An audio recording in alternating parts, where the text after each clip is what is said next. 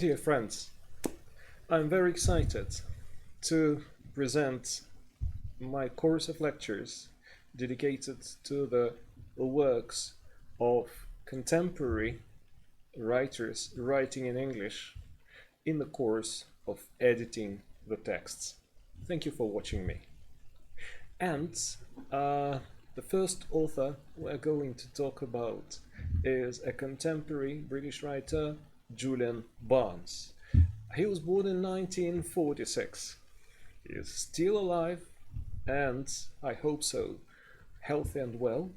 And we are going to discuss one of his rather favorite novels, a rather famous book, and the paradox of this book is actually, we often call it a novel, but in fact it is a compendium, it is a collection of short stories that are loosely connected between each other by the motives and often by the same themes.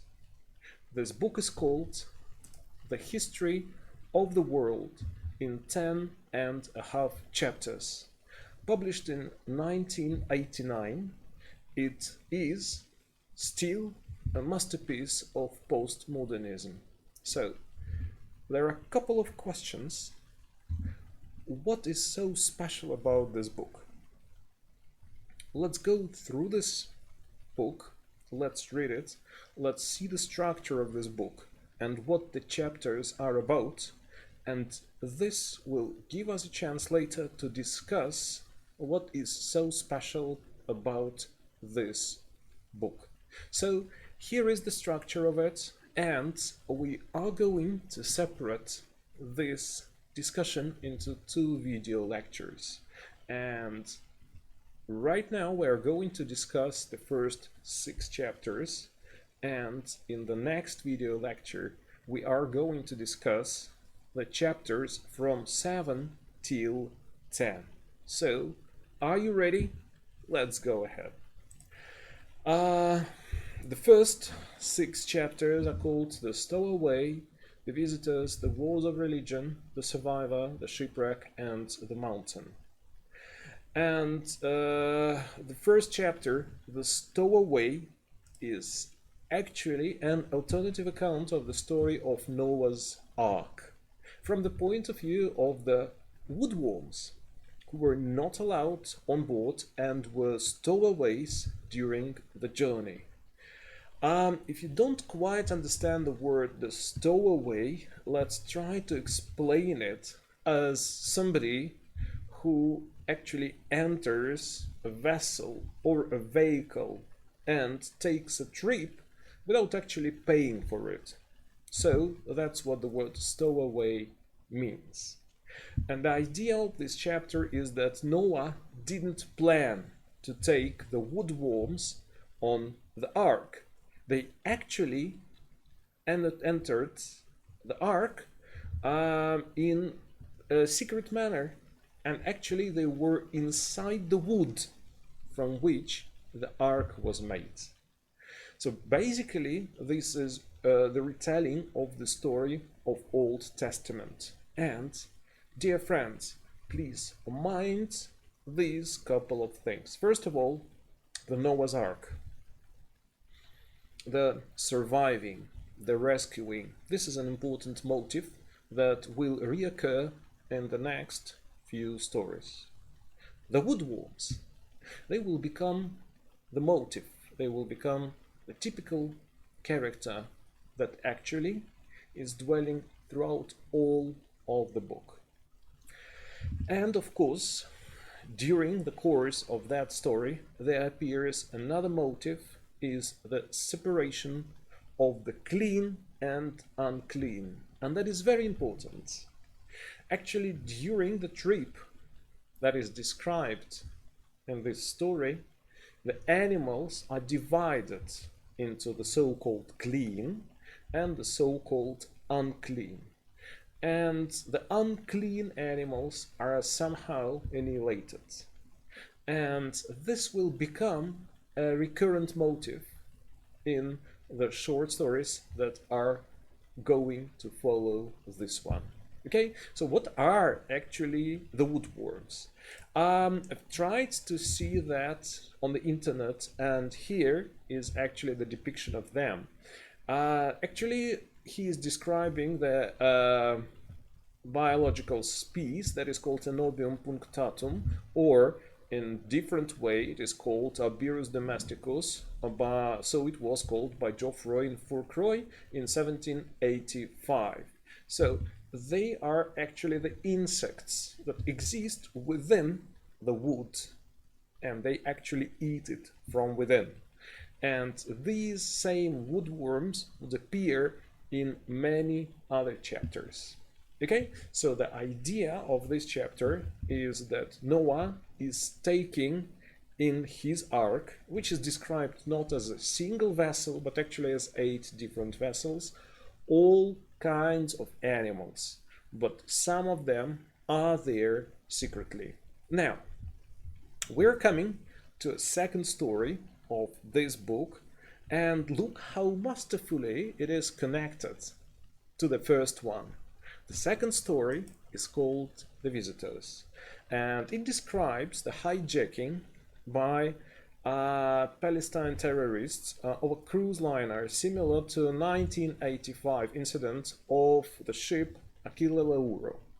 Actually, you can see on the Wikipedia the story of this troublesome ship, but in this particular book it is described in a different way. The Visitors are actually a group of Palestinian terrorists that hijack the whole cruise ship, and they take all the passengers and the crew as hostages.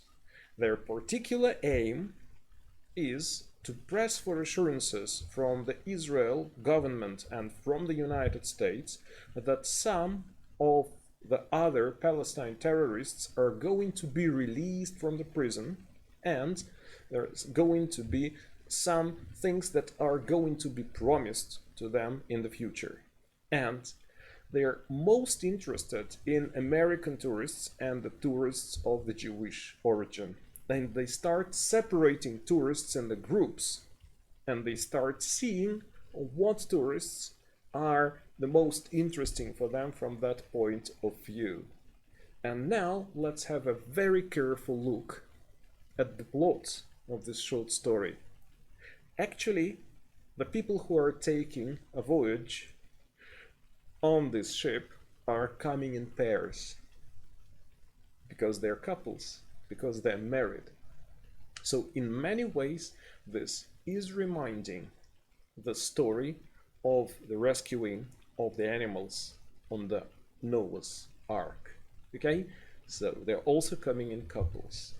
And the other thing is the motive of the division between the clean and unclean, that is very reminiscent of the previous short story.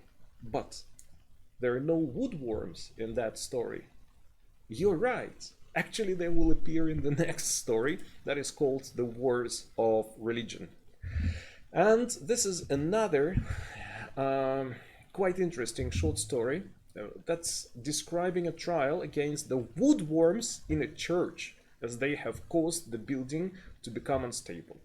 Now, in fact, this is a trial against the insects that looks absurd for us today.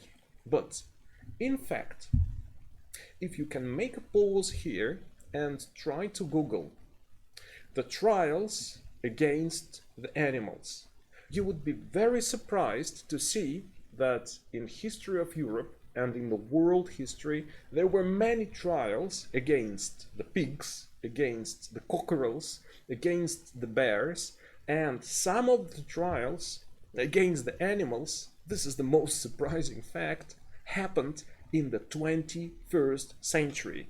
So if you're actually thinking that it was only in the Middle Ages time or in the early Renaissance that such an absurd trial could have occurred, like, you are not right. There are some animal trials that happened very recently. Now, what was the cause for this particular trial?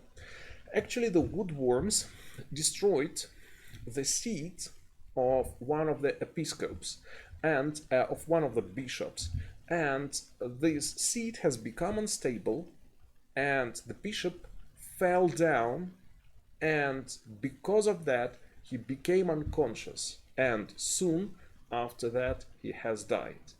And the church authorities decided that the best idea after this is to make a trial against the woodworms who caused this accident.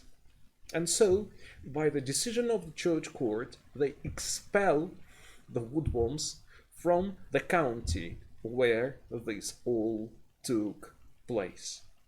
Now, let's carry on. And the fourth short story is called The Survivor. It is dedicated to a certain character, a woman, and is set in a world in which the Chernobyl disaster was the first big accident.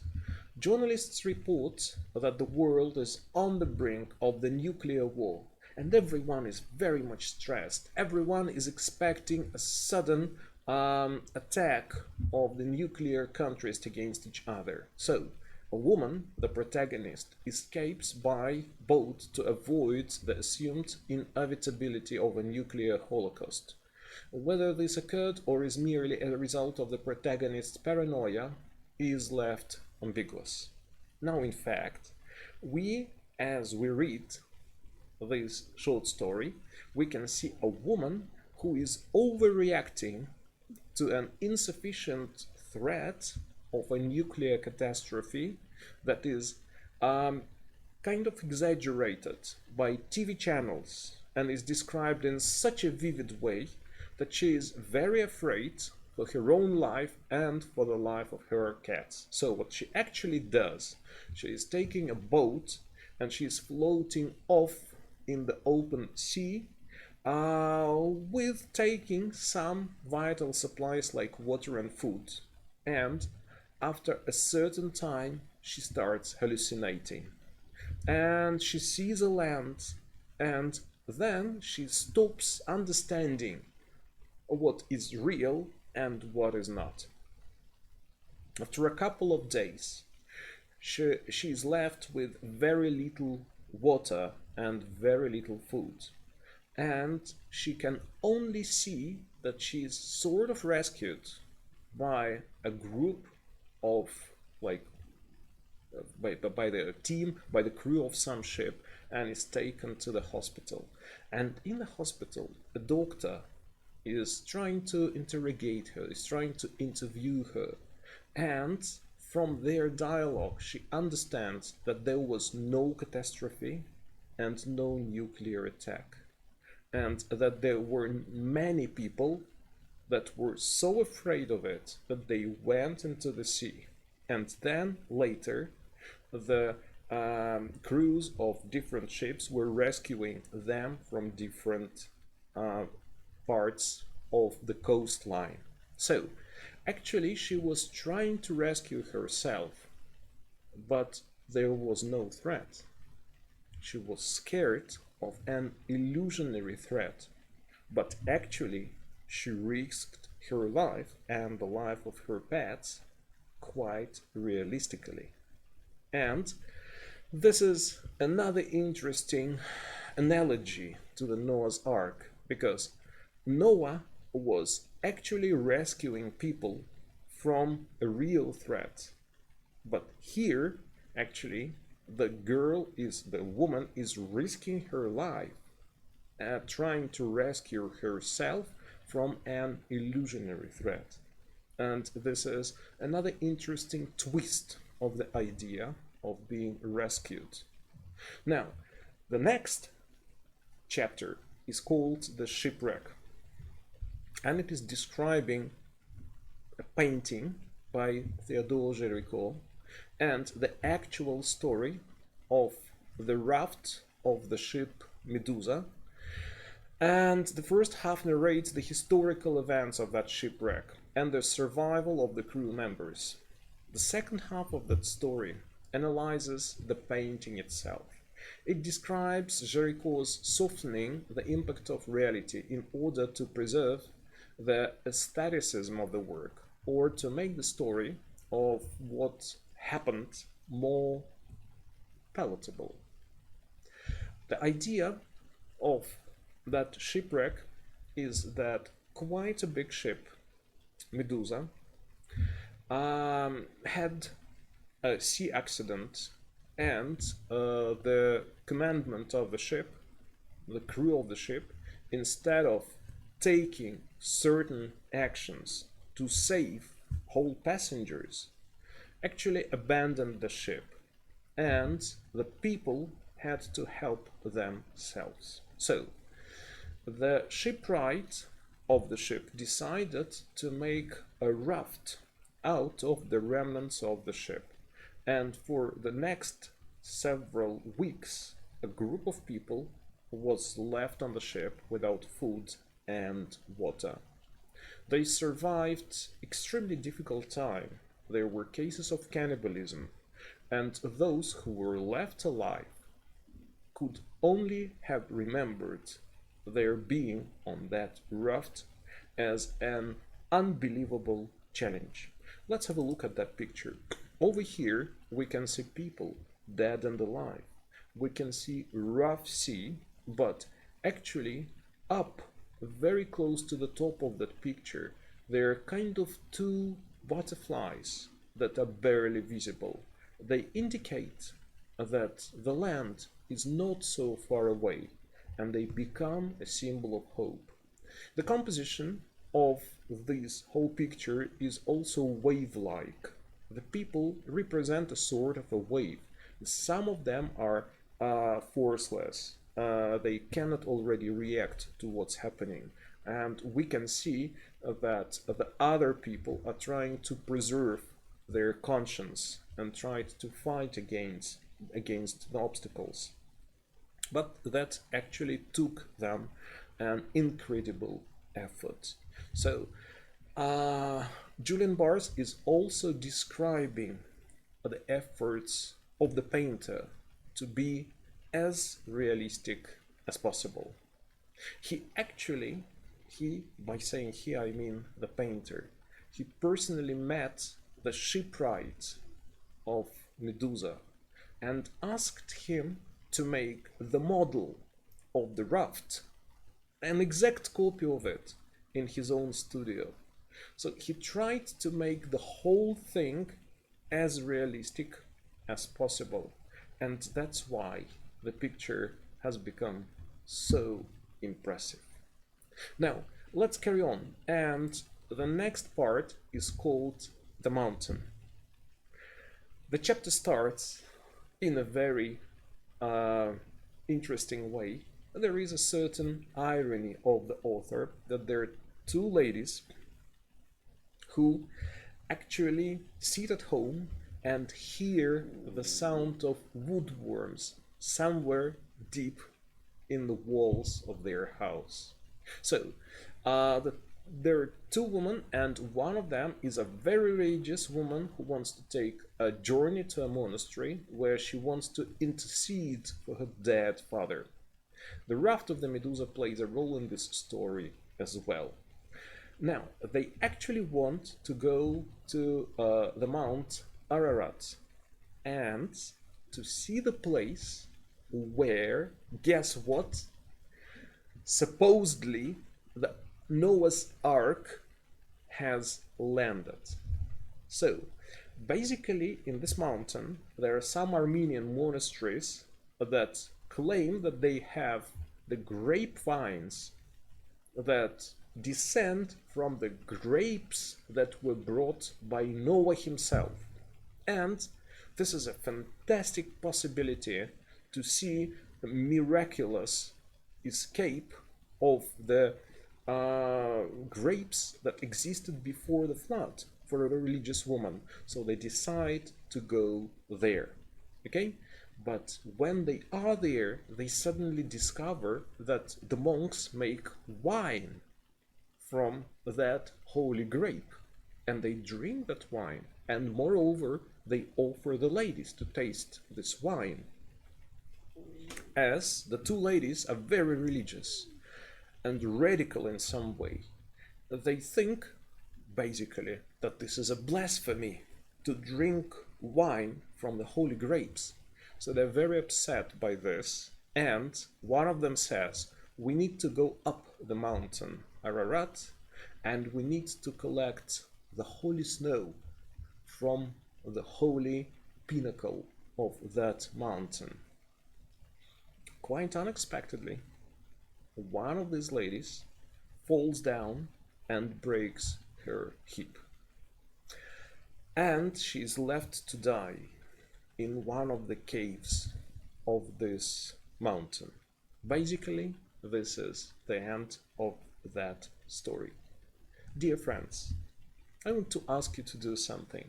Can you please keep in your memory the story of this lady, Miss Ferguson, who dies on the mountain Ararat and who is left to die in the cave of this mountain? Next time, when we meet for our video lecture, we will discuss what happened later to the character of this story. Thank you very much for watching me, and I see you next time on our video lecture. Thank you.